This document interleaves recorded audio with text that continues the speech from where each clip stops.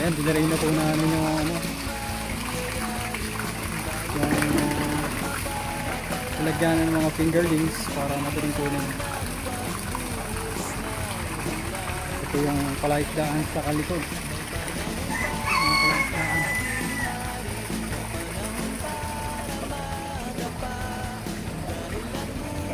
Ay, malawak na, ganda pa. Takpan lang ng alateris.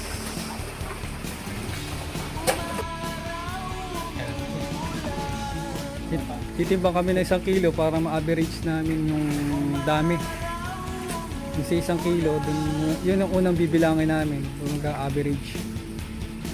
Para alam namin kung gaano kadami yung 1 kilo. Yung maganda dito sa KS, talagang mabibilang mo talaga. Kasi sa iba di mo basta-basta mabibilang.